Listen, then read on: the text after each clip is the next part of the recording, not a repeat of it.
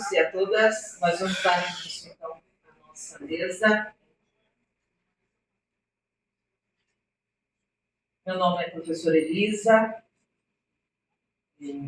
A temática dessa manhã: ensino de literatura afro-brasileira na educação básica, conexões e diálogos interdisciplinares.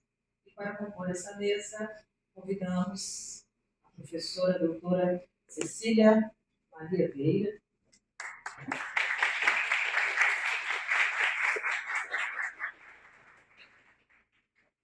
Professor doutor José Humberto Rodrigues dos Anjos.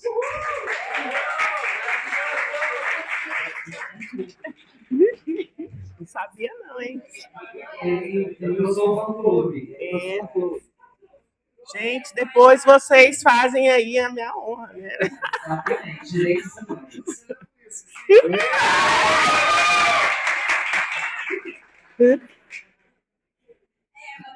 Inicialmente eu vou fazer a leitura do currículo de cada um desses maravilhosos professores que se fazem aqui presente. Depois a gente inicia a conferência com a professora Cecília, pode ser? Não, com ele primeiro. Tá bom. Então a gente começa com o professor José Humberto e depois com a professora Cecília. Certo? Professora doutora Cecília Maria Vieira, doutora em Educação pela UNB, possui graduação em Psicologia pela PUC, Pedagogia pela UVA, especialização em Políticas Públicas e Docência no Ensino Superior pela UFG, mestra em Educação pela UFG, tem experiência na área de Psicologia, no atendimento clínico, grupo de trabalho e na elaboração de projetos com ênfase em Psicologia do Desenvolvimento Humano, inclusão, saúde mental, com recorte nas relações étnico-raciais, formação de professores e palestras. Experiência em trabalhos com formação de professores pela Lei 10.639/03 e práticas pedagógicas promotoras de igualdade racial na infância. Professora da Educação Básica no Ensino Superior. Atuou como coordenadora, apoio técnico da Gerência de Ensino Fundamental e da Gerência de Infância e como psicóloga na Associação Castelose, Renascer e no Centro Municipal de Apoio à Inclusão Maria Tomé Neto, na estimulação cognitiva e no atendimento de crianças e suas famílias da Rede Municipal de Educação de Goiânia. Ex-coordenadora do Instituto Afro Origem GO, ex-presidenta do Conselho da Igualdade Racial do município de Goiânia e atual conselheira do PRIMI Goiânia, atualmente licenciada lotada no Centro Municipal de Educação Infantil José Alves Batista. É coordenadora do Núcleo de Estudo Afrodescendente e Indígena, na UFG. De Geninhas em Movimentos na Prática para uma Educação Antirracista, UFG. Membro externo da Comissão Heteroidentificação de Cotas, UFG, e membro externo do Grupo de Trabalho para tratar de assuntos referentes às relações étnico-raciais no âmbito da Diretoria Geral de Política Penal, DGPP. Senhor doutor professor José Humberto Rodrigues dos Anjos, realizou estágio pós-doutoral no Programa de Pós-Graduação em Educação Literários da Universidade Estadual do Mato Grosso, UNIMAT, onde pesquisou o ensino de literatura afro-brasileira e africana na rede básica de educação. É doutor em Educação pela Universidade de Uberaba, UNIUB, mestre em Estudos da Linguagem pela Universidade Federal de Goiás, UFG, graduado em Letras, Português/Inglês e suas respectivas literaturas pela Universidade Estadual de Goiás, UFG, e em Pedagogia pela Faculdade Mantenense dos Vales Gerais, Intervale. Atualmente é professor efetivo da Universidade Federal de Goiás, Campus Goiás, no curso de Pedagogia, onde atua como líder do Núcleo de Estudo Afro-Brasileiros Indígenas, NEABIN, DGP, CNPq. É docente permanente do Programa de Pós-Graduação Espírito Santo estrito senso, mestrado acadêmico em língua, literatura e interculturalidade, Roslin, da Universidade Estadual de Goiás, e no programa de pós-graduação, mestrado e doutorado em Letra e Linguística da Universidade Federal de Goiás.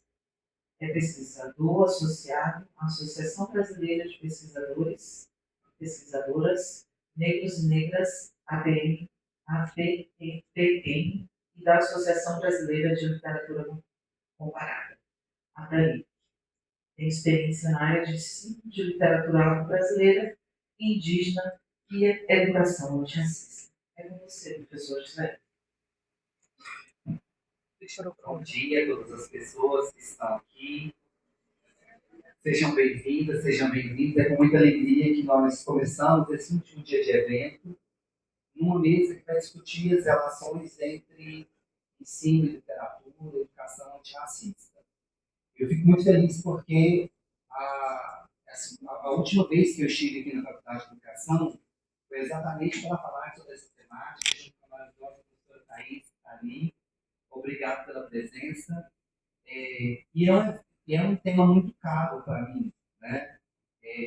Tem sido com isso que eu tenho trabalhado ao longo do tempo. E é a partir desses estudos que eu tenho conhecido pessoas que são muito importantes nesse campo do ensino das questões de literatura africanas e afro-brasileiras. Então, me honra muito de uma mesa com Cecília, que tem estudado as questões, sobretudo, de infâncias negras.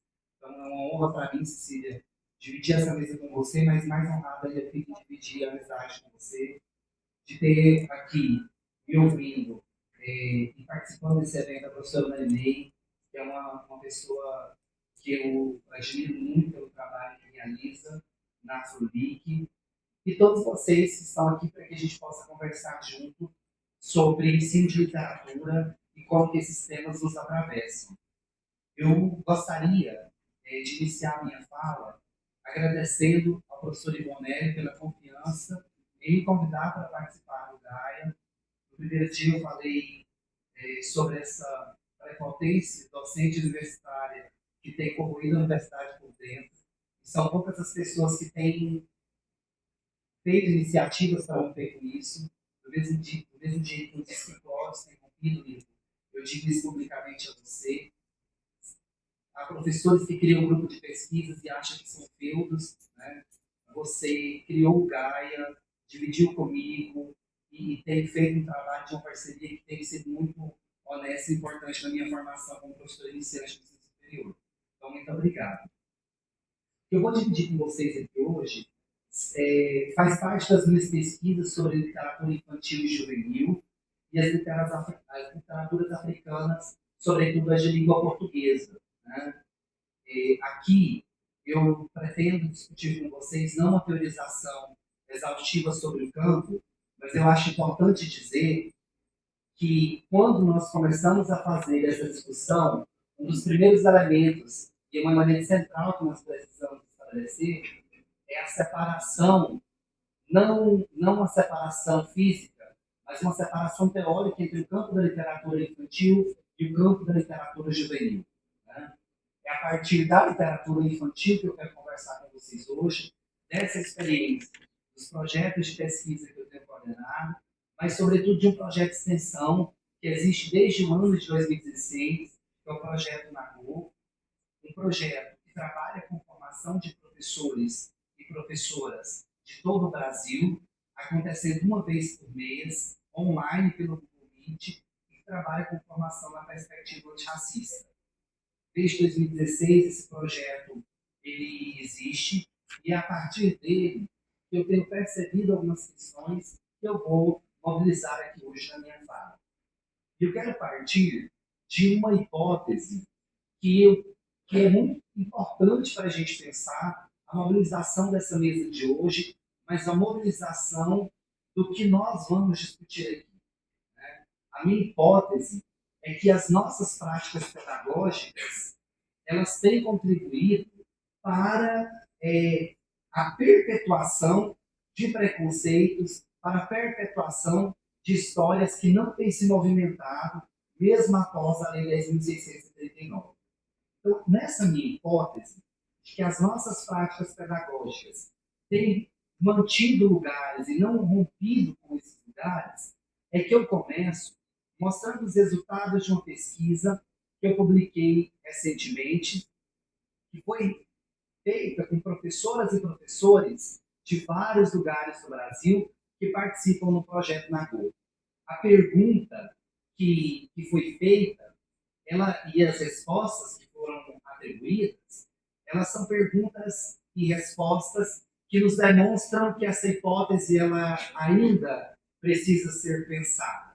Se as nossas práticas pedagógicas elas ainda estão baseadas em estereótipos, se as nossas práticas pedagógicas ainda estão estabelecidas a partir da permanência de histórias que foram construídas ao longo do tempo, nós precisamos pensar de que forma esse cenário vai ser alterado. E eu pergunto para essas professoras que estão ali comigo, quais são os livros que elas conhecem ou que elas trabalham na perspectiva da literatura infantil e que mobiliza questões étnico-raciais. Um quadro de respostas muito reduzido aponta Menina Bonita do Laço de Fita como o livro mais recorrente. 48 professoras daquele grupo respondiam que é Menina Bonita do Laço de Fita. Em segundo lugar, O Menino Marrom do Ziraldo. Em terceiro, O Cabelo de Lelê. Em quarto, O Pequeno Príncipe Preto. E em último, O Vaz.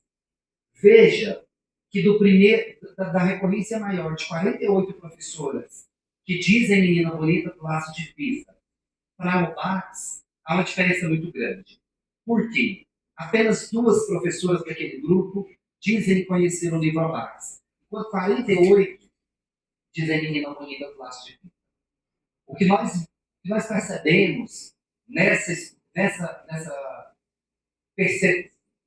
captura de dados é o quanto está arraigado, ainda no imaginário, de práticas pedagógicas que trabalham com questões raciais, uma ideia estereotipada em um livro muito problemático, em um livro que reforça uma identidade étnico-racial que não faz parte do reconhecimento daquela criança, de um inventário de uma criança que, não sabendo da sua ancestralidade, reproduz um racismo epistêmico, reproduz um racismo estrutural. Então, apenas 5 livros foram citados e o primeiro, o segundo e o terceiro apresentam problemas que são importantes serem pensados. Se essa hipótese que eu trago é a hipótese de que nós temos práticas pedagógicas que são baseadas na ideia da permanência, eu convido vocês a voltarem no conceito de quietude literária, que foi mobilizado pelo professor Clóvis Carvalho Brito na conferência de abertura desse evento. A minha hipótese e os meus estudos têm mostrado que essa quietude literária ela tem sido muito forte. E essa quietude aponta, por exemplo, para ideias que são recorrentes, que são estabelecidas a partir de práticas pedagógicas extremamente racistas e danosas para o nosso ambiente educacional. E aí eu começo, para exemplificar isso, lendo um trecho da Chimamanda no Perigo de uma História Única, quando ela diz: eu amava aqueles livros americanos e britânicos que eu lia. Eles despertaram minha imaginação, abriram mundos novos para mim, mas a consequência não prevista foi que eu não sabia que pessoas iguais a mim podiam existir na literatura. O que a descoberta de escritores africanos fez por mim foi isso. Salvou-me de ter uma história única sobre o que são os livros. Essa consequência que a Chimamanda apresenta aqui é uma consequência muito importante para nós termos como ponto de partida.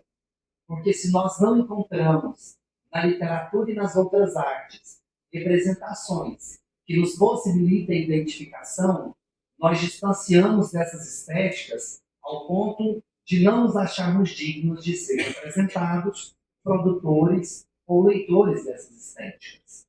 Quando a Chimamanda descobre escritores africanos, ela não descobre apenas iguais a ela que produzem literatura. Ela se descobre na literatura. Portanto, a ideia que eu defendo, a partir dessa hipótese, é que o que nós precisamos fazer não é mais uma questão de representação, mas sim de representatividade. Nós precisamos romper a ideia de que tingir uma sereia de negra é o fundamental. Nós já superamos essa etapa. Nós não queremos uma princesa que seja tingida de negra, mas que tenha sua história tingida de branco. A ideia de preto de alma branca precisa ser superada. E nós achamos que é a partir dessa superação, dessa frase extremamente racista, que as nossas práticas pedagógicas começam a ser construídas. Então, a ideia que eu tenho defendido é que não basta mais, nesse território, a ideia de representação. Agora nós queremos representatividade. E, nesse sentido, importa saber quem escreve, quem ilustra, como escreve, como ilustra, por que escreve e por que ilustra. Se temos condições de escrever por nós mesmos as nossas histórias, não é mais possível que pessoas brancas representem histórias das quais elas sequer dominam. O que tenho feito nas pesquisas que eu vou apresentar aqui agora é pensar a literatura como uma possibilidade de ampliar representações a partir do que a Chimamanda diz. E por isso, eu friso isso muito bem, sobretudo numa faculdade de educação, onde nós temos um panorama de cursos de pedagogia no Brasil, que tem formado professoras e professores para trabalhar com literatura no sentido instrumental. Então, também denuncio isso aqui. Por isso, a minha fala aqui não é da literatura como instrumentalização, mas é da literatura como fruição estética. Ou seja, uma literatura em que nós temos a perspectiva de leitura, experimentação, prazer estético, conhecimento, vislumbrações e também de conhecimento. Mas literatura não é livro didático, não é livro didático, não é livro informativo. Literatura é para gozar. Eu não uso a literatura para. Antes de tudo, a literatura está nesse trabalho que eu vou apresentar para vocês, antes, durante e depois, o tempo inteiro, porque para mim literatura não é uma prática pedagógica. É uma estética, é uma linguagem, é uma manifestação do humano e das suas muitas formas de existir. Sem dúvida nenhuma, a pergunta que eu mais recebo nas minhas experimentações didático-pedagógicas na universidade é a seguinte: professor, me indica um livro para eu trabalhar questões raciais? Professor, me indica um livro para eu trabalhar a questão de respeito?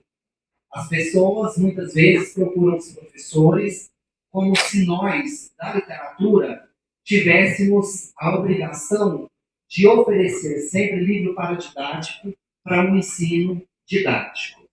Literatura, para mim, mais uma vez, não é instrumentalização. E aí, esse lugar de não instrumentalização começa a partir de um projeto que é muito bem orquestrado, e é desse projeto que nós começamos a falar a partir de agora. A escravização, o epistemicídio e a descaracterização dos conhecimentos dos povos negros e indígenas não foi algo por acaso. O que eu defendo é que isso foi um projeto articulado, constituído meticulosamente a partir de um pacto que a professora Cida Bento vai chamar de pacto da branquitude, mas também de um pacto baseado na heterossexualidade, na cristandade, numa religiosidade que via negros e indígenas como incapazes de produzir conhecimento porque não estavam assentados nessa ideia que é estabelecida como princípio cristão. E aqui eu trago os estudos da Grada Quilomba e da Spivak para dizer que esse é um projeto construído exatamente para tirar dos povos negros o seu aspecto de produção do conhecimento. A experiência colonial, ela demonstra que esse pacto, ele ainda existe e ele ainda está firmemente assentado em nossas práticas pedagógicas.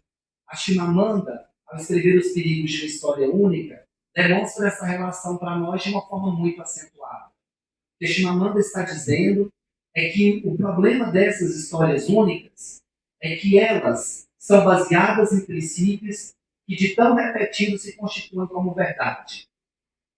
A exemplo disso, nós podemos citar aqui a ideia da episiotomia, procedimento médico realizado em mulheres negras com maior frequência, porque há a crença de que mulheres negras suportam mais a dor do que mulheres brancas. Essa história única foi criada de tal ponto que, engendrada na medicina, foi uma crença que perpetuou e perpetua ainda hoje. E se esse projeto de história única, se esse projeto de manutenção da colonialidade desses poderes, ele é um projeto real, nós precisamos pensar em que medida, de que modo que isso atinge as infâncias. E aqui, no Congresso, em que temos pessoas de letras, de direito, da pedagogia e das mais diversas áreas da licenciatura, é importante dizer o quanto as crianças, sobretudo as crianças negras, foram marginalizadas, atacadas e mortas por esse projeto de apagamento das intelectualidades negras. Nós não podemos deixar de dizer que enquanto todos nós, na Faculdade de Pedagogia, estudamos as infâncias a partir do Felipe Herrier e de outros autores brancos, esses mesmos autores invisibilizam procedimentos de apagamento das infâncias negras que não são capazes de serem retratadas nessa mesma perspectiva. Enquanto o Felipe Herrier falava da exclusão das crianças brancas que eram consideradas adultos em miniatura, nós tínhamos as crianças negras que sequer ser humano eram consideradas. Então nós não podemos esquecer disso. Nos estudos da Mário Del Priore e de Jacques, nós observamos como que o Brasil, em suas mais diversas manifestações, foi capaz de excluir as infâncias negras e transformar as infâncias negras em objeto de mercadoria.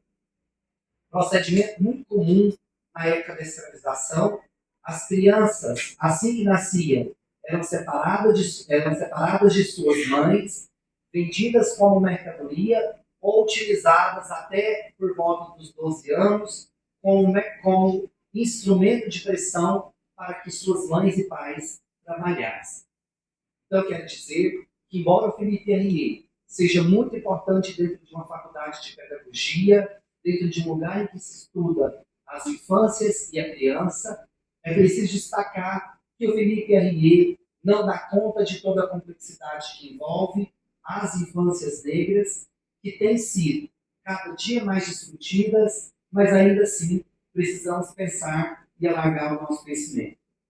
As infâncias discutidas no âmbito da Europa não dão conta das infâncias discutidas e vivenciadas aqui no Brasil. Estudos já comprovam, e no decorrer da minha fala eu quero mostrar isso, que crianças negras têm mais acesso ao colo de suas professoras quando se trata de educação infantil. Não estou falando de uma frase, não estou falando de senso comum, estou falando de um livro denso da professora Jussara, que comprova, parte a parte de sua produção, como que isso tem acontecido. Isso significa dizer que a escola é, portanto, o primeiro local de violência contra essas crianças e onde elas começam a experimentar, ainda sem saber o nome, o que é o racismo e de que modo que ele afeta e afetará as suas vidas. Aqui a gente pode pensar também que, para além da educação infantil, se estendendo por várias etapas do ensino, isso vai ser uma realidade avassaladora e visual. Entrem em uma faculdade de medicina, de odontologia, em uma faculdade de direito, e vocês verão, ainda após os anos 2012, vocês vão observar que o contexto visual ainda é um contexto majoritariamente branco. Então, com o advento das ideias que pensam as infâncias no plural, é importante a gente pensar de que maneira que, mesmo ainda nessa pluralidade, as infâncias negras têm sido excluídas, destituídas de saberes por um projeto colonial que invade o Brasil em 1500, se instaura a partir dali e ainda hoje permanece boa parte das escolas e das universidades. Nos estudos da professora Nilma Lino Gomes, em um primordial livro para a gente pensar essa questão, ela vai discutir as infâncias negras e as vivências e lutas por uma vida justa.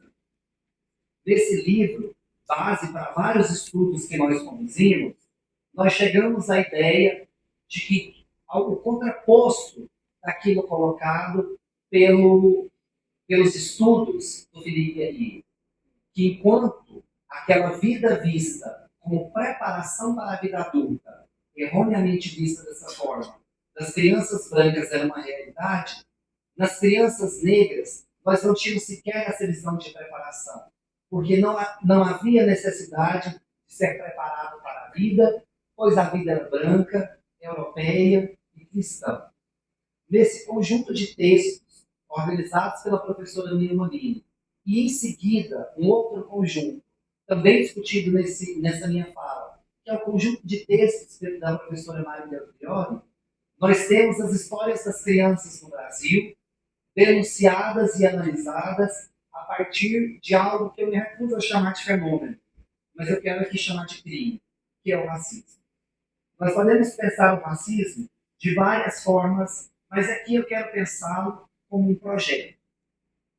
Nesse projeto, nós precisamos pensar algumas questões que são fundamentais e que atravessam a nossa vida de maneira preponderante. E a primeira delas é a negação da infância e a negação do acesso à representação na literatura infantil. Se nós pegarmos os acervos das bibliotecas em uma breve análise, nós vamos constatar que o estudo que eu tenho desenvolvido demonstrou na cidade de Goiás, interior aqui do nosso estado, em que as prateleiras estão repletas de livros didáticos, repletas de livros de literatura infantil, de coleções organizadas pelo governo e repletos de livros que trazem a mesma representação que nós tínhamos antes da Lei 10.639. Representações de pessoas brancas carregando traços europeus e que, em determinados momentos, quando faz a representação de crianças negras, apresenta essas crianças em estágio de subalternização. Aqui eu abro um destaque muito importante para o que nós vamos chamar de parâmetro de humanidade. Se as crianças negras não fazem parte desse parâmetro de humanidade e de civilidade, elas são representadas sempre no domínio da animalização. E aí, no que tange a esse processo orquestrado que nós temos aqui, o sujeito colonial rouba, já desde a infância, essa capacidade de se ver e de sonhar. Por isso, livros como Menina Bonita do Laço de Fita são tão perigosos para que a gente possa pensar uma educação antirracista. Quero aqui também me negar a dizer que esse livro em algum momento foi tão importante. Ao discutirem a nacionalização da literatura infantil no Brasil, as professoras Regina Zilberman e Marisa Laiolo, elas dizem que o nosso projeto de literatura infantil ele foi construído e assentado a partir de uma ideia europeia. E essa ideia ela começa ali nos contos de fadas. em que as princesas e príncipes, sempre brancos e com características extremamente relacionadas a esse universo do conto de fadas que fazia o perfeito a partir do branco, nós vamos constituindo uma ambiguidade que não é relativa, mas uma ambiguidade de oposição. Se o príncipe e a princesa são brancos, se o príncipe e a princesa são louros, e se essa brancura e essa loirice é sinal de bondade, o que está oposto a isso vai ser considerado maldade. Vai ser considerado imoral e ilegal. Ao discutir sobre essas relações, essas duas professoras nos mostram que no ideal de literatura infantil, esse espaço ele consolida e ele reforça o imaginário social que é banalizado a partir da ideia da branquitude. E essa construção simbólica, ela tem forças e ela tem relação com aquilo que nós vamos chamar de projeto. Desse modo, é um projeto desse colonialismo destruidor e dessa educação que se baliza por um currículo europeu, destituir da criança as suas qualidades e características fundamentais para se pensar como um sujeito humano. E aí, nós precisamos afirmar que ao se inspirar nesses contos de fadas europeus e nas normas de uma estética colonial, nós estabelecemos um cânone literário que coloca no centro o bom como branco e o não bom como negro. É importante pensar que nessa constituição de cânone, nessa constituição de literatura chamada de universal e universalizante, nós colocamos à margem as crianças negras, mas colocamos ao centro também essas crianças negras. Colocamos à margem como ser humano, mas colocamos no centro como animais. Estudos têm demonstrado perspectivas diferentes, e isso tem avançado com a Lei 10.639, que tem produzido uma série de livros que são importantes para somar ao cancioneiro da literatura infantil brasileira e demonstrar o oposto do que nós tínhamos visto com Menina Bonita do Laço de Fita. E aí, para dar uma polêmica no final e ter pergunta, para a gente não ficar calado, trarei uma polêmica chamada Monteiro Lobato. Após a Lei 10.639, né? muitos livros têm sido produzidos e muitas histórias. Mas aqui, eu quero fazer uma advertência a vocês, que sabiamente a minha colega, a professora Thaís, fez na fala dela e tem tentado desconstruir com os estudos que tem levantado por aqui também. Mesmo após a Lei 10.639, nós ainda temos livros que, na ânsia de serem publicados para vender, reproduzem estereótipos e colaboram com o que Menina Bonita do Laço de Fita também colaborou. No Brasil, essa dinâmica pode ser observada de forma muito acentuada em obras produzidas antes da Lei 10.639 e que tem mais força na escola do que os livros que são produzidos após essa lei e que tem qualidade estética muito acentuada. Vejamos o exemplo de Monteiro Lobato, autor emblemático da literatura infantil brasileira, que apesar de sua importância na consolidação do gênero no país, produziu obras eivadas de racismos, como comprovou de maneira qualificada e com evidências o artigo dos professores João Pérez Júnior, Leonardo Fernandes da Silva e Zenon Milon, que comprovam esse racismo. Aqui não se trata de fazer como colegas aqui da própria Faculdade de Educação têm feito em alguns escritos, de dizer que a linguagem de Monteiro Lobato pode ser racista. Me desculpem, mas ela não pode ser racista. Ela é racista. Quem diz que essa literatura pode ser racista colabora com o racismo que se nega a ver como racista. Personagens como Tia Anastácia, por exemplo, são frequentemente retratadas a partir de uma ótica racista e marcada pela subserviência, pelo servilismo, pela reificação do corpo negro como objeto de comicidade. E não, Caçadas de Pedrinho não tem que ser retirada da biblioteca, mas precisa ser tido como exemplo e de um livro em que há trechos abertamente racistas, nos quais Tia Anastácia é comparada a um macaco, evidenciando uma linguagem desumanizante e violenta que contribui para a perpetuação do racismo. A perpetuação desses estereótipos atravessa Monteiro Lobato, passa pela história de Machado de Assis e é evidenciado em muitos outros lugares onde escritores negros historicamente foram colocados como brancos.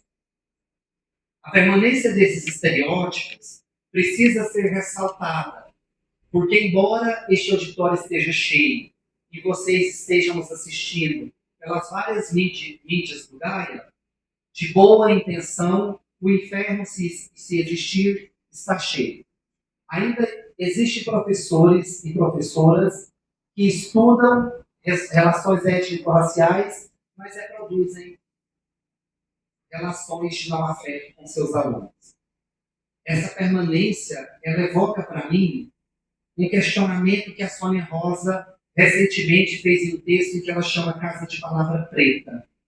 E ela pergunta, por que ainda em pleno século XXI é tão importante a representatividade negra na literatura infantil? Eu entro na página de encerramento da minha fala dizendo, por que ainda não aprendemos? Trago aqui o Saber das Religiões de Matriz Africana, em que Oxóssi diz que não são em todas as guerras que nós temos que apresentar as nossas armas. Tenho tido medo de falar por metáfora, porque infelizmente há uma imunidade intelectual de boa parte das pessoas em não querer reconhecer a metáfora como recado.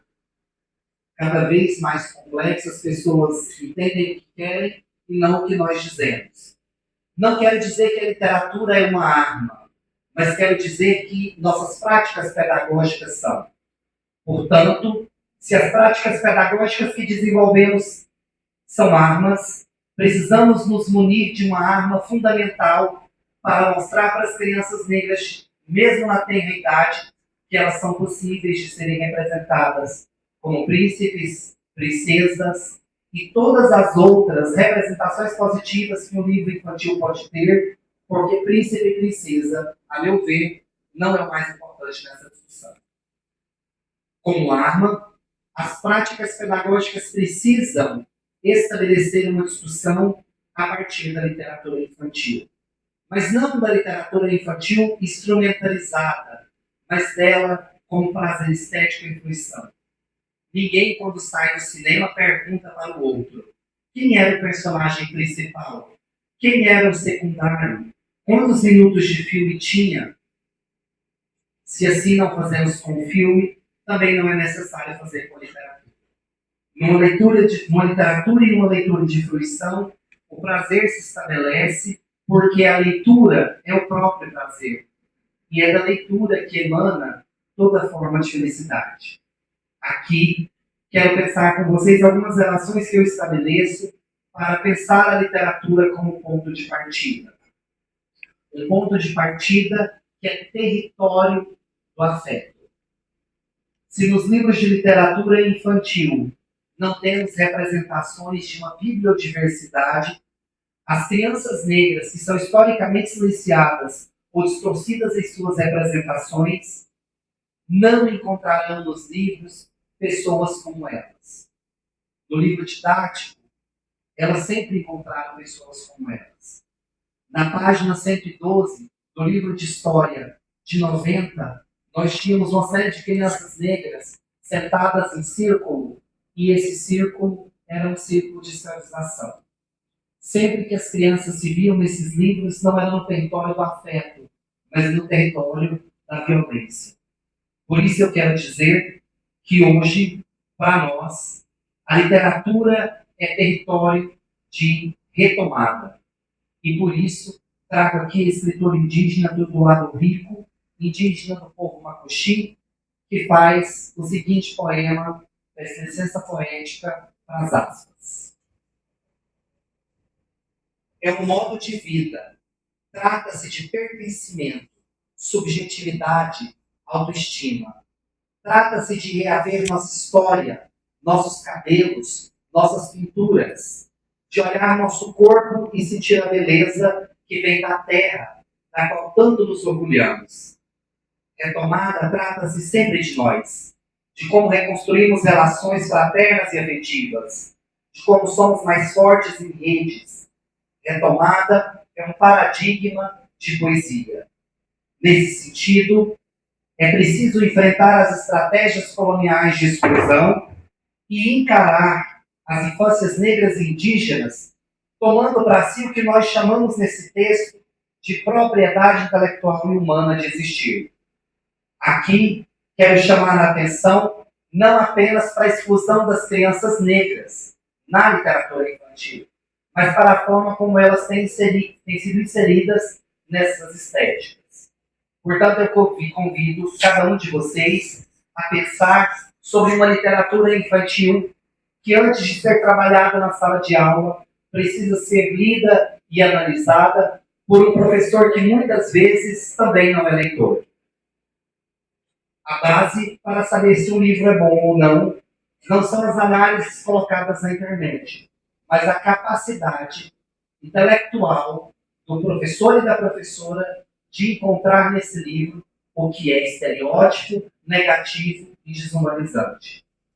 Por isso, finalizo dizendo o seguinte: a necessidade de se lutar por uma literatura infantil plural e antirracista que contemple personagens negros em múltiplas dimensões e contextos é necessária e urgente. A valorização de narrativas que são de valorização das infâncias negras não é apenas uma questão de representatividade, mas de justiça epistemológica e de transformação social, pois a invisibilidade das crianças negras na literatura infantil não é apenas uma falha representacional, mas um reflexo de estruturas racistas historicamente consolidadas.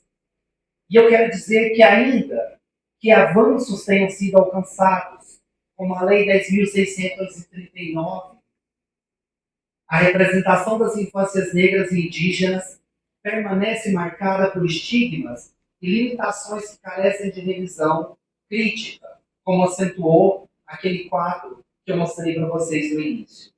A literatura infantil precisa ser um território em que as crianças negras se vejam não apenas como protagonistas de histórias, mas também como sujeito pleno de dignidade, potência e humanidade. Por isso, volto ao princípio da minha fala para reafirmar o que eu tenho feito, que é pensar a literatura como uma possibilidade de ampliar essas representações, não no domínio da instrumentalização, mas da fruição estética. Por isso, a todos nós que estamos aqui para discutir essas questões, é preciso pensar que numa mesa que discute ensino e ensino de literaturas africanas e afro-brasileiras da educação básica, nós ainda precisamos avançar. Essa discussão não pode ser feita apenas do domínio do que nós temos feito, mas do domínio do que nós ainda podemos fazer. Afinal de contas, como disse todo lado rico, é tempo de retomada. Muito obrigado.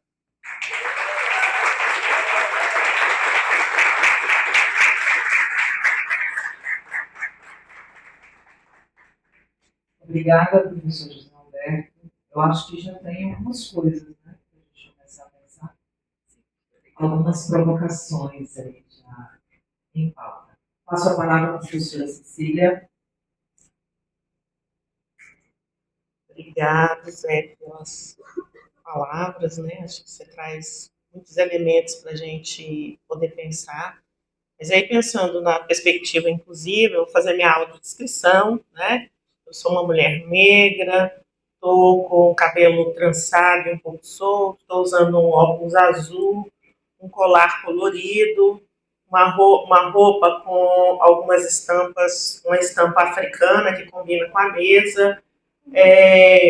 E acho importante pensar isso porque faz parte desse nosso processo também. O Zé traz um montão de coisas, né? Fiquei anotando aqui um monte de coisas aqui para poder pensar. Penso que vou fazer um contraponto para a gente poder pensar, mas a ideia é que eu organizei a minha fala, falar um pouco sobre a minha tese, e aí tem especialmente o capítulo que eu falo sobre a metodologia, dialoga com o que a gente está falando aqui. Quero agradecer, Ivo, pelo convite, Thaís, Fátima, que está aí, que sempre acompanha a gente na jornada, e todos vocês que estão aqui, que são pessoas importantes, que estão aqui, tiraram a sua manhã para nos ouvir. Então, agradeço o convite por partilhar. Vamos lá? O título da minha tese é Escrevivência da Infância Negra, Processos Subjetivos de Existência e Resistência na Contemporaneidade. Eu defendi recentemente, né, em dezembro do ano passado, dia 20 de dezembro, e a ideia é a gente conversar um pouco. Mas antes disso, eu queria me apresentar, que é algo que eu sempre faço quando eu estou nas apresentações. Primeiro, eu sou uma mulher negra, né? E aí, por que é importante dizer isso? É porque existe uma dúvida para as pessoas, né? E aí a gente pode pensar em vários autores que vão dizer que a gente não nasce, Deusa Santos vai dizer isso, né? A gente não nasce negro, a gente se torna negro. Então é importante dizer isso. No meu currículo foi falado lá que eu tenho uma atuação entre a psicologia e a pedagogia. Eu sou professora de educação básica, até tenho que atualizar aquelas informações lá. Atualmente eu não estou mais na educação infantil, eu estou numa escola, esse ano, quando eu voltei do doutorado, estou numa escola que se chama Direito do Saber. Eu sou professora do 5º ano da educação básica, né? Eu sou pesquisadora, né? Desde que eu entrei na universidade, mesmo antes disso, eu me considerava uma pesquisadora. E por que é importante trazer esse lugar? Uma discussão que nós temos feito dentro do Fórum da Educação Básica da BPN é o debate que o professor da educação básica é um pesquisador, que muitas vezes ele não tem a oportunidade de sistematizar esse conhecimento. E alguns já o fizeram, porque a gente tem mestres, especialistas, mestres, doutores, mas que muitas vezes não são vistos. Muitas vezes a academia só vai lá para beber dessa informação e esse sujeito, ele é um mero sujeito, né, objeto dessa pesquisa, e não um ser atuante e um intelectual. Então, é algo que a gente tem discutido, e não só com o professor, algo que a gente também tem mudado a nossa fala, porque linguagem é cultura, né? É dizer que não é só o professor, são os profissionais da educação. Porque quem faz a educação é desde o porteiro servente, a merendeira, quem faz. Então, todo mundo nesse espaço precisa de formação. E precisa de formação porque são sujeitos que estão no território. Mas, normalmente, quando nós falamos sobre qualquer assunto formativo, a gente foca apenas no professor. A gente não fala do gestor, a gente não fala da pessoa que está lá na secretaria. Então, é muito importante a gente usar essa nomenclatura de todos os profissionais da educação, independente de quem ele seja dentro do território da escola. Eu sou uma ativista, né, dos direitos humanos, eu gosto de me colocar nesse sentido, então tenho atuado tanto nas pautas relacionadas às mulheres, a todo mundo convidado no dia 25 de novembro para a Marcha das Mulheres Negras, né? Entrem lá no site, né? Nós do GT da Educação estamos procurando chamar muitos profissionais da educação para além do lápis. Eu sou uma pessoa, porque a gente acha que a gente só fala disso, né? A gente fala de outras coisas também. Eu gosto de viajar, eu gosto de ler outras literaturas que não sejam só relacionadas com a temática. Eu adoro suculentas, né? Sou rainha da suculenta, adoro as minhas plantas, né? Sou tia da Esther, do Wesley, da Ana Clara, né? Sou irmã da Euridice, filha da Dona Hilda, né? Sou companheira do Brian, e acho que é isso. Adoro viajar, né? Ivo é meu vizinho, Ivo é meu vizinho. É, olha só, então é isso, gente. Então eu gosto de falar. E aí, ao longo da apresentação, eu vou voltar nessa perspectiva de como é que eu me tornei a mulher negra que eu sou hoje, tá bom? E aí a gente pergunta onde tudo começou, né? Dessa pessoa que vos fala. E aí aqui eu trago algumas imagens, né? Eu acho, com os meus 10, 12 anos, e eu seguro uma boneca. É uma boneca branca. E essa boneca eu tenho até hoje. É uma bailarina. Meu pai recebeu uma herança, e aí aqui em Goiânia não tinha shopping, mas quem é mais velho sabe que tinha a loja Alô Brasil. Talvez os mais novos não conheçam. E aí lá no Alô Brasil era o shopping de Goiânia, né? Então ganhar uma boneca da Estrela para gente que sempre ganhava brinquedos usados foi o ápice. E aí, essa boneca, ela dança, gente, é uma bailarina, acorda e dança. Essa boneca foi muito importante para mim, mas eu fico pensando se eu tivesse tido o direito naquela época de ter uma boneca negra como eu tenho hoje, né? Eu tenho uma boneca minha hoje, uma colega que faz um trabalho, chamou algumas mulheres e ela confeccionou, então a gente escolheu o tecido e tal, e eu tenho uma boneca hoje que se chama Cecília, né? Então quando eu chego nos espaços, e outro dia a gente chegou no CEMEI e as crianças tinham visto, saiu uma reportagem na TV em Anguera, e ela, é a boneca da televisão, tá aqui, né, tal, é a boneca. E é muito interessante ver quando as crianças fazem, e eu fiquei muito emocionada, isso depois de mais de, já com 50 e tantos anos, eu fiquei emocionada. Então imagine a importância e o poder das bonecas negras para que as crianças negras possam se identificar.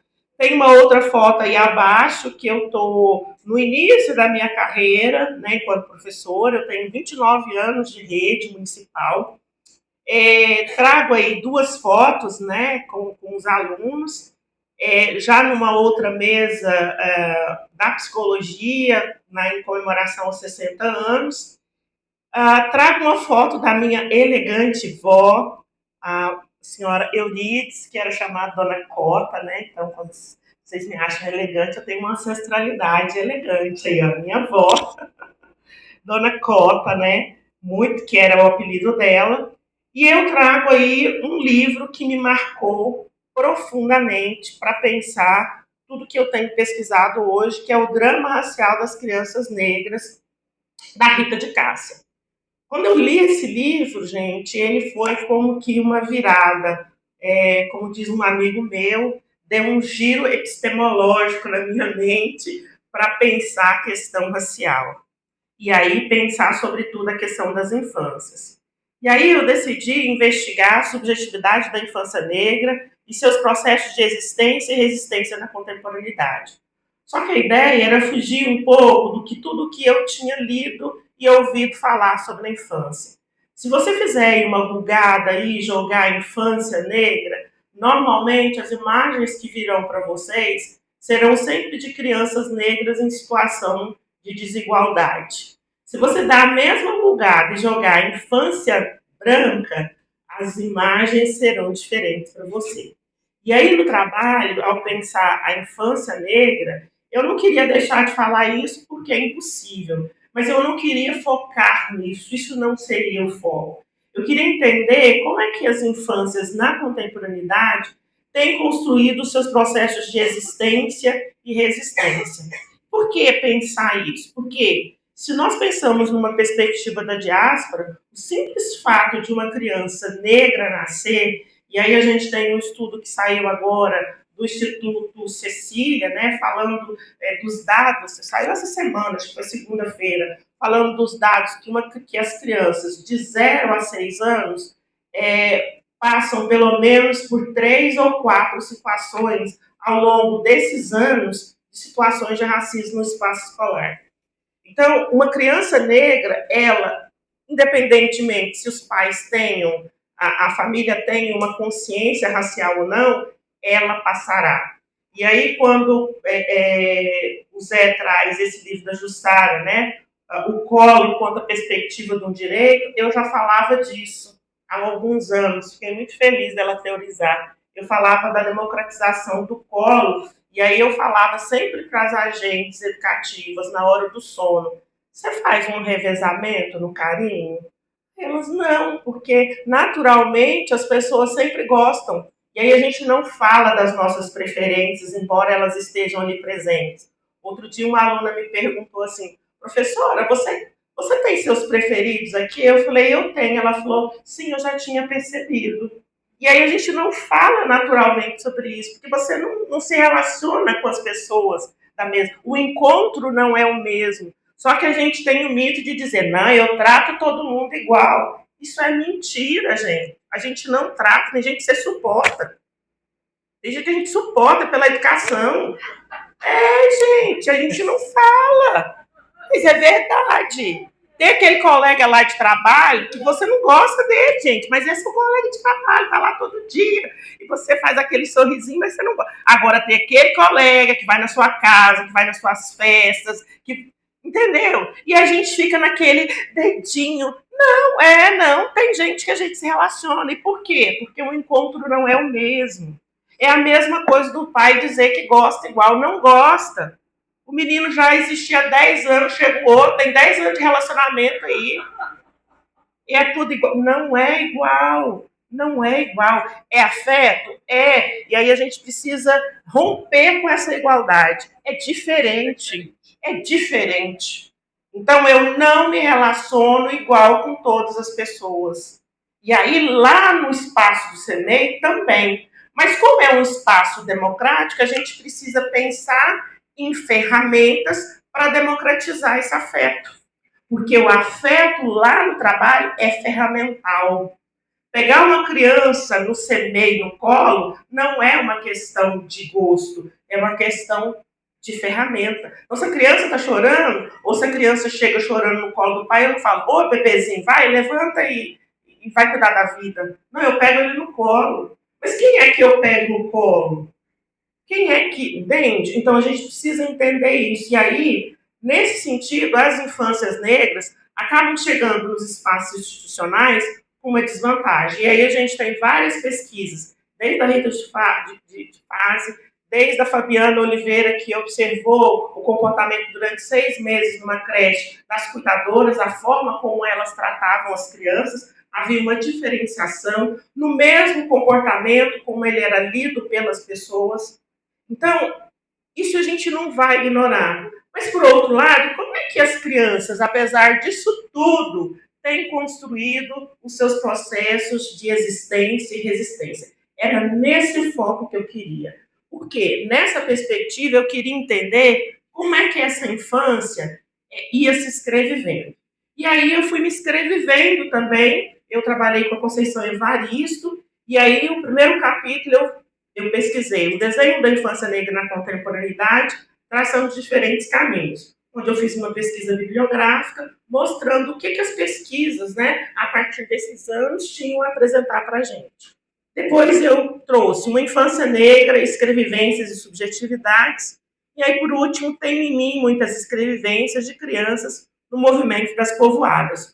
Os encontros que eu fiz com as crianças, eu não chamei de oficinas, eu chamei de povoadas, pensando a música da Suede Nunes, que nos mostra que esse encontro teria a possibilidade de ser um encontro geracional, um encontro dos adultos, mas um encontro também com essas crianças, pensando no Nego Bispo no começo, o meio e fim e o início, de uma relação que era, sobretudo, uma relação de poder ouvir essas crianças. E por que é poder ouvir? É porque nós fomos tolhidos ou tecidos muito numa perspectiva adultocêntrica. E quando nos relacionamos com as crianças, nós repetimos esses comportamentos.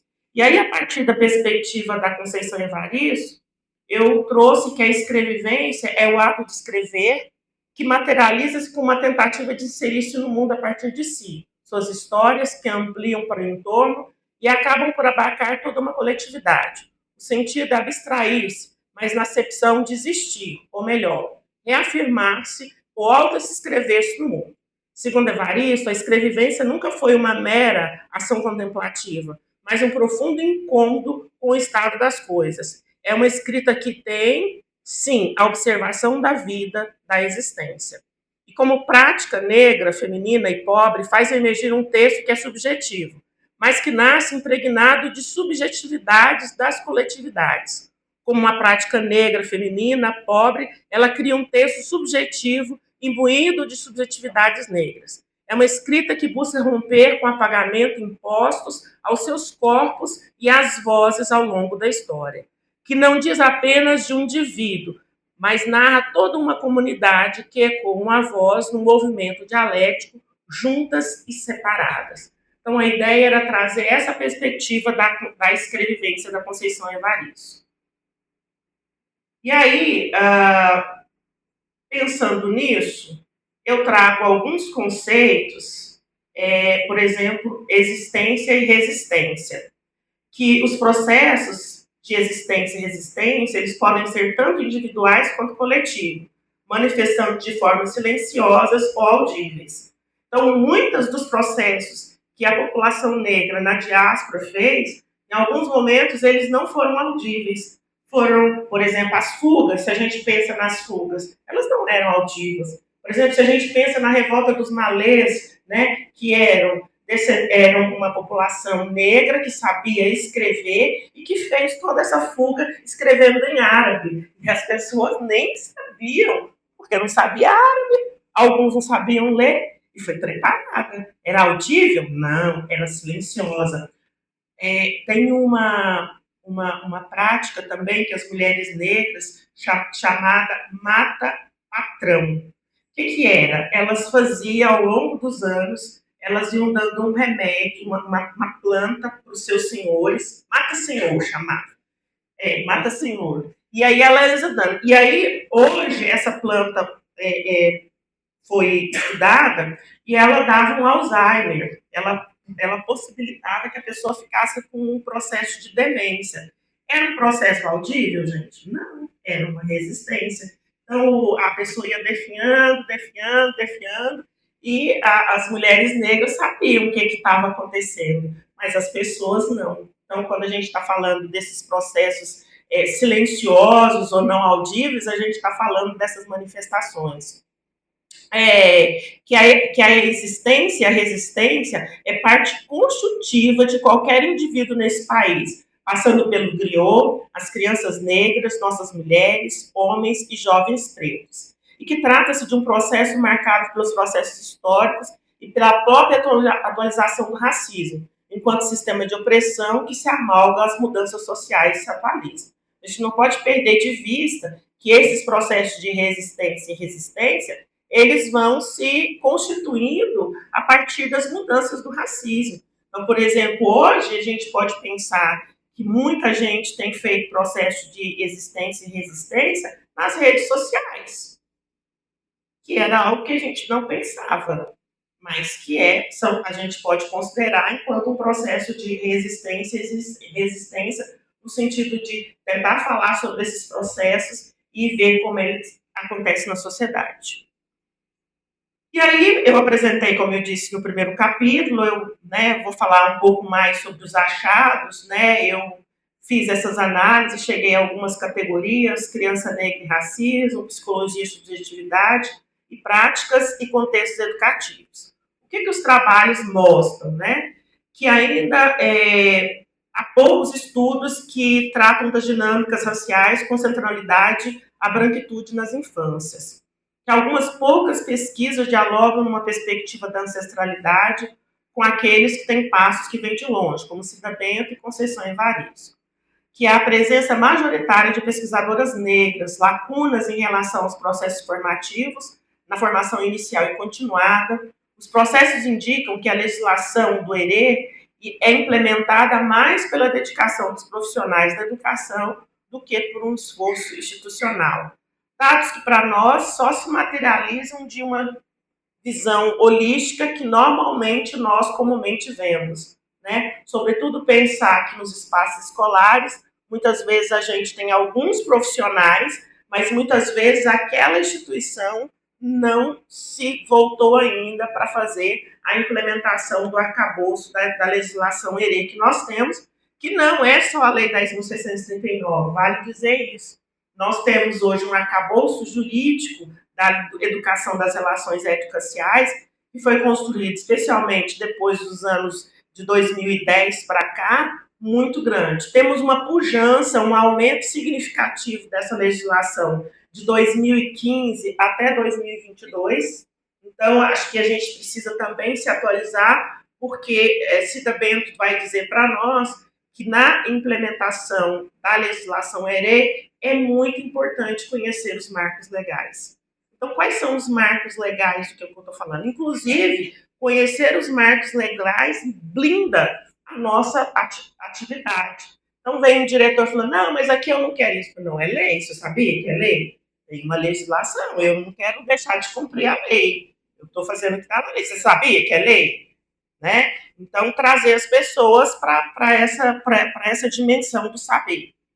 Deixa eu ver meu tempo aqui.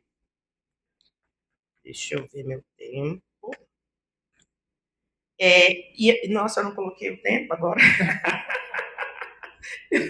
Então, vou começar agora, né? Olha, a síntese das categorias mostrou que as crianças negras ainda têm dificuldade de aceitar sua própria imagem, isso em parte como resultado dessas experiências negativas vivenciadas no ambiente escolar, que tem produzido sofrimento psíquico para essas crianças, que é um fortalecimento de processos subjetivos fora da escola por meio das práticas culturais. A maioria dos trabalhos mostram que os trabalhos feitos em ONGs, grupos, coletivos fora da escola têm dado muito mais oportunidade para que essas crianças possam ser subjetivadas positivamente do que o trabalho que deveria ter sido feito dentro da escola. Que o brinquedo e a boneca e a brincadeira afrocentrada são apresentadas como um direito da criança negra. Então, comprar nos espaços escolares, ter cartazes, isso não é um favor, isso é um direito das crianças negras. É um direito que elas possam se ver nesses espaços. Mas agora, né, pensando no mês de novembro, é que as escolas começam a pensar que isso é importante. E aí eu quero deixar uma sugestão muito interessante para quem está na luta racista, que é o texto da Lia Weiner, que está lá no portal G10, do perigo do checklist. Agora, no mês de novembro, a gente chama, né, nós negros chamamos do mês da paciência negra, né? Porque a gente vai do cansaço, a gente vai receber vários convites de lugares que nunca falaram. Mas por quê? Porque precisa constar lá no relatório e aí a gente está simplesmente cumprindo o checklist. Tome cuidado, leia esse texto da Lia Weiner, ela vai falar para nós sobre esse perigo. Depois eu trago o nome certinho do texto, mas assim, o perigo disso. Porque na realidade a gente não está contribuindo para a efetivação da lei. Porque na realidade a pessoa muitas vezes vai chamar alguém negro, lá eu me lembro de uma situação que eu fui chamada, e aí eu lembro que era numa universidade, e aí era num lugar que parecia assim, mezanino, sei lá, um lugar estranho. E aí eu fiquei pensando, e aí eu perguntei, né, se a gente fosse uma outra autoridade, se eu estaria ali naquele corredor, né? A mulher me olhou assim com olhar, porque eu senti que tinha um auditório dentro da universidade, mas a gente não conseguiu, a pauta não conseguiu ganhar um auditório. Então, o lugar, a forma, né, os convites para a gente fazer uma filtragem, a gente precisa fazer uma filtragem. E incentivar as pessoas que elas façam esse trabalho ao longo do ano, não simplesmente no mês de novembro, né? Porque, na realidade, muitas vezes ela está trazendo isso. E aí, lá na tese, eu tenho esse texto que eu gosto muito, que eu digo assim, trago comigo uma lembrança nitidamente forte daquela casa. Sento-me ao lado da cama de uma mulher negra, moribunda, desnuda em sua fragilidade em mais uma de suas lutas, agora contra a morte que se aproximava. A cena impregnada de afro-memórias e ancestralidade, do cuidado. Eu dava uvas na boca da minha avó paterna, Dona Cota, como era chamada. A cena certamente serviu como uma lente, uma bússola para guiar-me para entender o processo de constituir-me enquanto criança negra e periférica. Portanto, em síntese, cuidar de mim significa respeitar minha história, raízes e ancestralidade. Eu, antes, achava que eu tinha 7 anos quando eu tinha essa lembrança. E aí, quando agora na pesquisa eu fui ver os documentos, eu tinha 4 anos. Então, pense quanto que é importante para as crianças negras nos espaços educacionais e como é que essas memórias nos cingem, como é que essas memórias nos constituem, né? E aí, a partir disso, eu trago também a perspectiva de que eu me formei com a minha mãe, que carinhosamente era chamada de Hilda Furacão, uma mulher forte que me fundamentou na perspectiva dos direitos humanos. Foi com ela que eu aprendi a lição que uma criança negra e pobre pode ser detentora de direitos, como o direito à infância, o direito de desconstruir-me sobre a perversa naturalização das diferenças raciais, o direito de me reconhecer como cidadã e de exigir direitos por meio das políticas públicas. Minha mãe tinha uma fala que, se você não conhece os seus direitos, você não é cidadã. Foi com a minha mãe que eu comecei a frequentar no bairro, a associação, era com a minha mãe que eu participava do orçamento participativo, era com a minha mãe que lia sobre política para entender e ver quais caminhos iria traçar.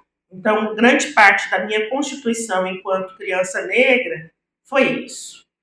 Meu pai, esse que está na foto aí, que era o seu Onofre, que tinha o apelido de Bira da Vila, eu nasci no segundo conjunto habitacional de Goiânia, que é primeiro Redenção, Vila União e depois Novo Horizonte, que são os 3 conjuntos habitacionais. A minha mãe morava de aluguel e ela achava que isso era muito complicado. Era um dinheiro que não tinha retorno. Na época, o prefeito era Iris Rezende Machado. Durante 1 ano e 8 meses, a minha mãe todos os dias saía do trabalho e passava na prefeitura de Goiânia e falava: eu preciso de uma casa. Quando o conjunto foi inaugurado, a minha mãe recebeu da mão do Iris Rezende a chave, foi no palco, e ele disse: essa é a mulher da casa, uma mulher que não desistiu de seus sonhos.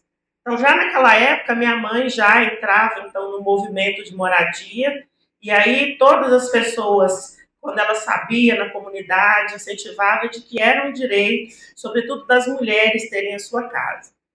Meu pai, por outro lado, ele rompe com aquilo que a Eliane Cavaleiro vai falar do silêncio do lar.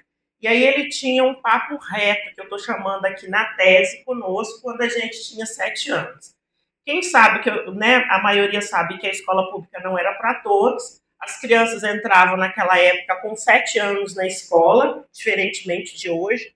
E aí a conversa com meu pai, com um olhar mitigado com a sabedoria ancestral, ele nos convocava com uma conversa que era mais ou menos assim: vocês sabem que vão entrar na escola pública. Aí discursava. Meu pai era bem falante. Sabem que, na perspectiva do direito, são iguais às outras crianças. Em seguida, trazia os conhecimentos do campo do direito e ressaltava: mas vocês sabem que são crianças negras. Como diria a canção, aí que mora o perigo. Vinha uma tensão. E sabem que vão tentar tirar esse direito de vocês. Mas lembre-se, vocês só vão dar se vocês quiserem. Porque, em termos de direito, vocês são iguais e recordem sempre: vocês são crianças negras. Essa conversa era uma triangulação, porque meu pai estava de cá, minha mãe estava de cá e a gente estava no meio. Né? E aí todo mundo tinha esse discurso. Então a gente olhava assim, a minha mãe balançava com a cabeça. Esse discurso do meu pai hoje, e aí eu faço isso na tese, a gente vai lembrar da questão do racismo institucional. Ele nos alertava que nós éramos, na perspectiva de direitos, iguais, mas que nós éramos crianças negras, ou seja, institucionalmente, nós seríamos vistos de forma diferente na instituição escola. E muitas famílias hoje não conseguem alertar seus filhos sobre as tramas do racismo, que é justamente isso que a Eliane Cavaleiro vai falar, desse silêncio do lar, que se perpetua também no silêncio escolar. Ou seja, ele nos alertava do perigo real, ou seja, ser uma criança negra, ocupar um lugar na escola pública e que nós estávamos a nos inserir espaços historicamente negados ao nosso grupo social étnico. Hoje podemos falar de espaços outros, como as universidades, aeroportos, shoppings, teatros, chefias, lideranças, mídias, ou seja, fora do lugar do negro, como diria Leila Gonzalez. Nesse sentido, essa fala do meu pai nos preparou para chegar, e aí eu cunho uma outra expressão que é chegar chegando, né? Então, eu entendo que eu tenho direito de estar nos espaços. E aí, nós, negros, lidamos com uma coisa que, uma vez, conversando com algumas colegas, elas falaram, como é que é isso, né? Chegar nos lugares e você ser olhado. Não, você aprende, porque se você for parar, você não se movimenta. Porque muitas vezes nós somos os únicos. Então, imagine nos aeroportos, imagine quando nós negros, entramos no avião, a gente fica procurando o nosso parzinho. Nem sempre a gente encontra. Quando você vai no teatro, quando você vai no restaurante, né, num lugar dito da população majoritariamente, no shopping, que lugar? Faz o teste do pescoço. Que lugar? Onde é que estão as pessoas negras? Entra numa loja, dá uma olhada. Então a gente precisa começar. E aí a gente precisa começar a perguntar por que não estão ali, né? Acho que é a pergunta mais importante para a gente fazer. Por que não estão ali? Porque normalmente eu tenho que ser a cota nos espaços, né? Eu lembro que nessa comemoração dos 60 anos da psicologia, né, que foi dado 60 comendas, eu estava na mesa e aí eu perguntei para a mesa, para o público, que vocês fizessem, né, uma olhada para quem está do seu lado. 60 comendas tinha 3 pessoas negras, o fotógrafo, eu e mais um outro negro, né, de 60. Então, por quê? Então, será que não tinha 30? Os indígenas, outras mulheres negras? E, de novo, fica um peso para a gente dessa representatividade, né? Ai, não, eu não quero, eu quero estar com os meus pares, eu quero ver outras pessoas, né? E aí pensar isso, essa fala do meu pai nos ajudou a pensar sobre isso, o lado, a importância de que a gente também tivesse o direito. E alertava para nós, como disse Cida Bento, para o Pacto da Branquitude. No livro do Pacto da Branquitude, no Pacto da Branquitude, ela vai dizer que o pai dela também alertava eles, enquanto filhos, sobre essa situação de serem os únicos, o comportamento. O professor Munanga vai dizer, né, que uma família negra sempre tem uma conversa com os meninos negros e com os filhos negros de não sair sem documentos, né? Então, por exemplo, outro dia eu não sei o que eu falei, Esther, tá com documento? A minha irmã falou, você tá com documento. Ela falou, nossa, nunca vou esquecer aquele papo que a minha tia teve com a gente. Eu não saio sem documento nunca, nunca, né? Porque uma pessoa negra sabe o que isso significa se você for parado pela polícia. Significa como é que você pode ser tratado pelas autoridades se você não diz quem você é. E aí eu vou dar um salto, tem aqui algumas fotos minha pequena, com a minha mãe, né? Eu detestava, gente, quando a minha mãe vestia a gente, né? Com a mesma roupinha lá, o mesmo vestidinho. Mas era o que ela pensava que era interessante. E aí, na perspectiva da metodologia do trabalho, na minha qualificação, eu fui provocada a pensar a escrevivência enquanto um recurso metodológico. E aí, ouvindo o Zé aqui, eu fiquei pensando, né, bugada aqui. E aí eu fiquei repensando aqui algumas questões. E aí, como é que entra a literatura? Ela entra, vou roubar a fala do Zé, que ela entra com uma arma, ela entra com um ponto de partida, ela entra com um pretexto, ela entra com uma fruição e ela entra com uma pedagogia da implicância. O que é a pedagogia da implicância? Eu e Thaís escrevemos um texto sobre o livro Um Brinquedo Diferente na Luta Antirracista. E nesse texto, a gente defende que o livro, a partir do texto da Diane Valdez, é um brinquedo diferente.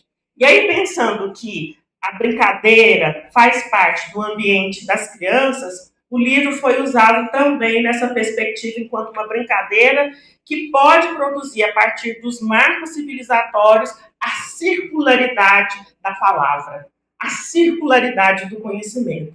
Então, a escrevivência dessas crianças seriam, então, vistas a partir dessa provocação. E o que eu estou chamando de pedagogia da implicância? Inicialmente, eu estou chamando de pedagogia da implicância o compromisso ético e político que você tem para fazer a implementação da Lei 10.639. Normalmente, quando nós falamos com os professores e profissionais, eles vão dizer, olha, eu me sinto muito solitário. Normalmente, olha, só eu faço lá na minha instituição. Ninguém está interessado. E aí, é desse sentimento que a gente tem que ter esse compromisso, que independente se você vai ter um grupo favorável, você vai continuar fazendo o seu trabalho. E aí, como é que você faz seu trabalho? Implicando o outro. E aí, o meu implicar aqui é o fazer. O meu fazer pode fazer com que o outro venha a pensar naquilo que eu estou fazendo. Então, nesse texto, eu fiz pedagogia da implicância lá na minha instituição, porque a instituição não fazia o trabalho, mas eu fazia. E aí, à medida que eu fazia, um colega falava, nossa, interessante aquele livro que você usou, interessante aquele trabalho. E aí a gente foi implicando as pessoas. O ápice dessa implicância foi um dia que a coordenadora falou que ela ia fazer a culminância do projeto. Eu disse, vocês já estão mentindo? Aí ela falou, não, que isso? Vocês não fazem nada aqui, mas você disse que vai colocar no relatório. Aí ela virou e falou assim, não, mas aí a gente... Eu falei, não, isso aí é mentira. Vocês não fazem nada. Eu, inclusive, falo de vocês. Aí ela falou, fala? Eu falei, fala, eu vou em vários lugares. Aí o pessoal pergunta assim, você fala lá na instituição? Eu falei, não, lá eu não falo. Ela falou assim, você fala? Fala. O pessoal me pergunta, eu já falei aqui? Não, eu nunca falei aqui, eu estou quase um ano aqui, nunca tive a oportunidade. Agora eu vou, viajo, vou para outros estados, vou para outros lugares e eu falo. Aí você, nossa, já falei, não, lá o pessoal não dá bola para mim, não. Lá não fala. Ela falou, não, mas você não pode falar, não, mas é a verdade, agora a gente pode mudar. Ela falou, como? Eu falei, não, ano que vem, se você quiser, no projeto, a gente pode colocar práticas promotoras da igualdade racial, aí eu vou mudar. Aí eu falo assim, não, agora eu falo lá na minha instituição. E aí ela ficou com os brios assim, né? Aí para o próximo ano a instituição colocou, a gente escolheu uma temática, e a temática foi práticas promotoras da igualdade racial. E aí eu tive a oportunidade de falar com todo o coletivo e implicar, né? Então veja que foi uma implicância, né? Como é que eu implico o outro a pensar? E aí, nessa perspectiva de implicar o outro, eu também pensei que a literatura também podia implicar as crianças no debate das relações étnico-raciais. Então, quando eu vou para o campo, a partir das povoadas, eu penso, então, que essa literatura poderia produzir um efeito de uma educação transgressora, insurgente e libertadora, e que produziria o que a Bell Hooks vai dizer para nós, erguer as vozes e aprender a escutar. Então, eu vou, então, para o espaço. E aí, como eu disse para vocês, eu chamei esses encontros de povoadas, né? Foram essas as povoadas que eu fiz, e aí tem um diferencial nas povoadas, que nas povoadas, os Geninhas em Movimento, que é o nosso coletivo, a gente sempre se ajuda. Então, uma das primeiras povoadas que nós fizemos na instituição foi com os professores, e a gente, então, teve a oportunidade de fazer. Essa povoada aqui foi uma povoada com as crianças. Sigam a gente lá no Instagram, Geninhas em Movimento, que é um coletivo que faz formação inicial e formação continuada, tem uma pesquisa, tem um grupo de estudo, né, que é a extensão, e aí a gente trabalha com o Espaço ERE, que é chegar nas instituições, fazer toda essa modificação, que vocês vejam aí que tá os tecidos, trazer as bonecas, e a gente normalmente faz uma contação de história, ou faz uma oficina, um projeto que começa em 2020, né? 21, e que de lá para cá já atendeu mais de 4.000 pessoas, entre profissionais da educação e crianças, né? Então, convido vocês a conhecer. E aí, o Geninhas me ajudou muito, porque outras Geninhas estiveram comigo no projeto.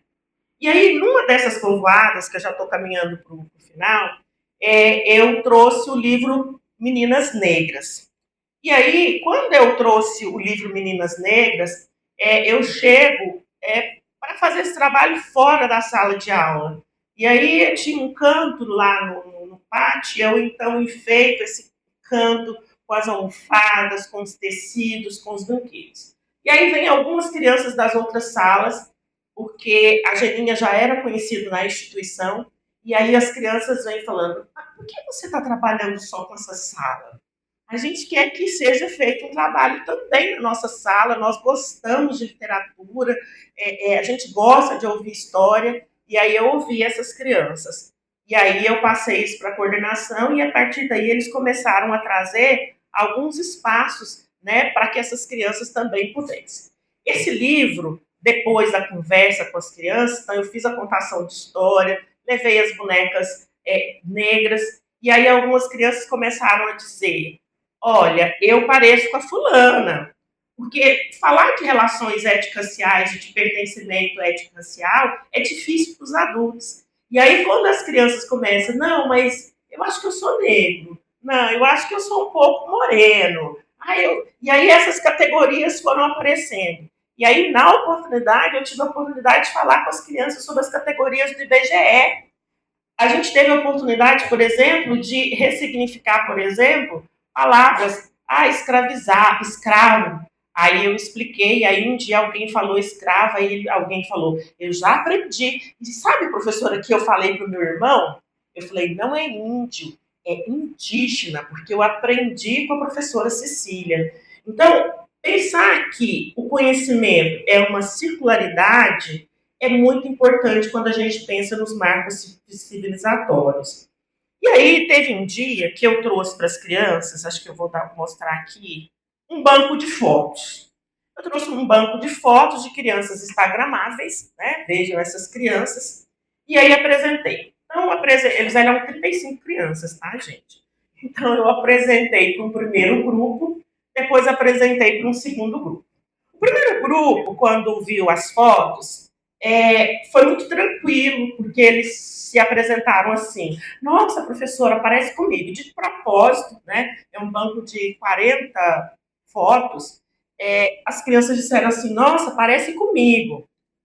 Aí o outro, tinha uma criança que tinha um corte de cabelo, aquele feito rajadinho, ele falou, sou eu. E essa era a intenção mesmo, de que elas pudessem se enxergar. O segundo grupo vem, e aí uma menina negra balança a cabeça, e aí a foto que estava colocada era a primeira foto era essa. Eu tinha feito uma oficina de tranças, e aí tinha trazido essa foto. E aí ela balança, né? Outra coisa, as crianças escolheram os nomes, que eu expliquei como é que trabalhava numa pesquisa, e elas escolheram que elas queriam, a gente trabalhou o mapa da África, e elas escolheram o nome que elas gostariam de ser chamadas na pesquisa a partir do mapa da África. Então, essa criança é a Angola, que foi o nome que ela gostaria de ser chamada no trabalho, tá? Angola faz uma cara pensativa, balançando a cabeça e diz, eu não gostei dessa menina. Pergunto, como assim? Não gostou de quê? Ela mexe a cabeça e diz, eu não sei o que é. Indago, seria o cabelo? O que afinal? Responde depois de pensar, não é o cabelo, é ela. E aí eu pergunto o que nela? E aí ela diz, ela é negra. Sim, ela é uma criança negra. E ela diz, qual é o problema? Ela diz, eu não acho pessoas negras bonitas. Isso me corta o coração, porque era uma menina negra dizendo isso. E aí a gente continua com as fotos. Quando apareciam crianças brancas, ela literalmente fazia um ódio à branquitude. Esse sim é bonito. Esse é bonito. E ela vai tensionando o grupo, porque o grupo vai se posicionando. Não, mas ela é bonita. Ela disse, não, não é bonita. Nesse momento, eu fui atraída na perspectiva de pesquisadora, né? Como é que eu me comportaria diante dessa fala sem tolir? E aí a coisa continua. E aí aparece uma criança branca, ela diz que é bonita, uma criança feia, o grupo tensionando. E aí eu pergunto para ela, com quem você está aprendendo isso? Ela diz, com a minha mãe. Com a sua mãe? A minha mãe não gosta de pessoas negras. Continuo. E a outra colega falou, a minha também não. E aí, como elas tinham uma relação de afeto comigo, né, eu perguntei, e se sua mãe me conhecesse? Ela disse, ai, professora, eu não ia gostar, você é uma mulher negra. E aí eu disse, o grupo, então, naquela tensão, e eu disse, mas parece que a gente já aprendeu sobre quando uma pessoa não gosta da outra por conta do seu pertencimento. E aí a turma do fundão gritou, é racismo. O outro gritou, é crime. E aí ela meio que se encolheu. Eu falei, eu acho que não dá para a gente conversar mais hoje, realmente estava no final, e eu também não conseguia. E aí eu disse, então a gente vai voltar. Eu confesso que eu entro pro carro, eu volto pro carro, e as minhas lágrimas vertem. Vertem porque é muito cruel a gente pensar o que o racismo faz com as nossas crianças. Porque o racismo, ele faz o outro não gostar, não é do outro, é dele mesmo. Então, era uma criança negra dizendo que ela não gostava dela mesma, embora ela não pudesse se ver. E aí eu volto, e aí isso foi tema de terapia, isso foi tema com as amigas.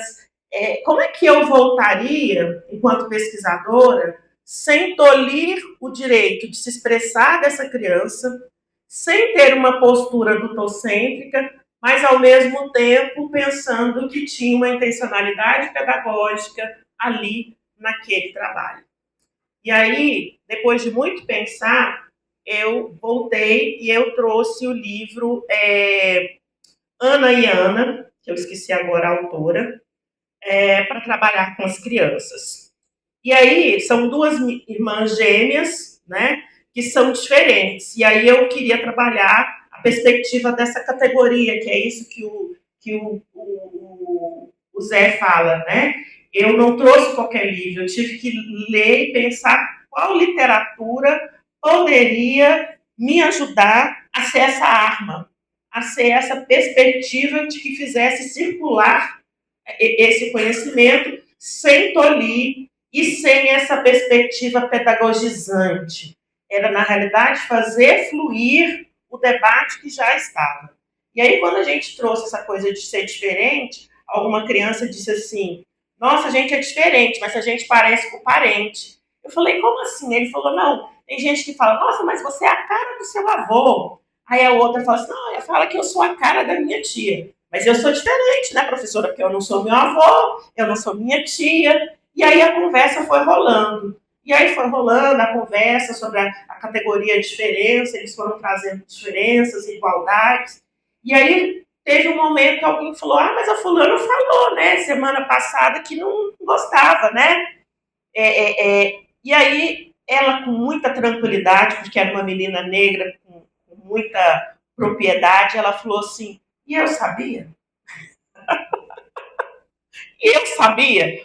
Ou seja, o grupo estava dizendo algo dela, e aí quando eu apresento de novo o banco de fotos, ela olha para outra colega e fala, não, esse é bonito, esse é bonito, esse é bonito. Ou seja, houve uma possibilidade de que essa criança pudesse repensar, mas sem ser tolhida, sem ser reprimida naquilo que ela trazia. Porque é importante ouvir para que a gente possa entender como é que está se dando esse espaço. Uma das primeiras povoadas que eu fiz com as crianças, eu trouxe a Rosiane Munhai, e a partir do livro de Receitas de Fazer Poesias, nós ressignificamos as poesias. E aí, antes de ler, e aí eu já estou finalizando, no último encontro que a gente fez, a gente teve a oportunidade de trazer a filha da Fátima, que está aqui, que me ajudou a fazer uma oficina de boneca Bayomi, e aí era a perspectiva de trazer esse encontro geracional. Uma criança de 7 anos ensinando outra criança de 7 anos. E foi muito legal a forma como as crianças se comportaram. E aí a gente fez uma festa, e aí quando a gente terminou, eu dei uma lembrança para os meninos, né? A professora também foi muito interessante, porque ela poderia sair da sala, E um dia eu perguntei para ela, ela falou, você acha que eu vou perder a oportunidade de aprender com você? Não saio daqui de jeito nenhum. Então, todos os encontros a professora esteve, fui muito bem acolhida nessa escola. E aí, no final, uma das crianças estava indo à frente com a mãe, e aí ela disse, professor, mãe, eu estou muito feliz, mas ao mesmo tempo eu estou muito triste. E a mãe pergunta por quê. Ela falou, eu estou triste porque a Cecília não vai vir mais aqui todas as quintas-feiras fazer as povoadas conosco. Mas eu estou feliz porque a gente ajudou a Cecília num trabalho que é muito importante, que é o doutorado dela. O doutorado, mãe, leva muito tempo, dá muito trabalho. E ela falou que a gente ajudou ela. Então, eu estou muito feliz porque a gente fez isso. E aí, pensando nessa perspectiva de infância e pensar isso, que eu concluí no trabalho que as povoadas me ajudaram a pensar, a ouvir essas crianças, a fazer a pedagogia da implicância, a pensar a literatura enquanto uma arma, que já era um trabalho que a gente já vinha desenvolvendo nas geninhas. E me ensinou também como ouvir as crianças. Talvez esse tenha sido o maior aprendizado para mim nas povoadas. E aí, ouvir as crianças significa construir junto e construir juntos a partir do olhar do que elas estão considerando enquanto perspectiva de existência e escrevivência. Então, nós lemos a poesia e depois, juntos, nós fizemos essa poesia que eu queria encerrar para você. Receita de ser criança. Se olhar no espelho, brincar, ir para a escola estudar, imaginar, olhar o tempo, crescer e viver, usar a bússola da imaginação. Foi a poesia criada pelas crianças conjuntamente. Obrigada, gente.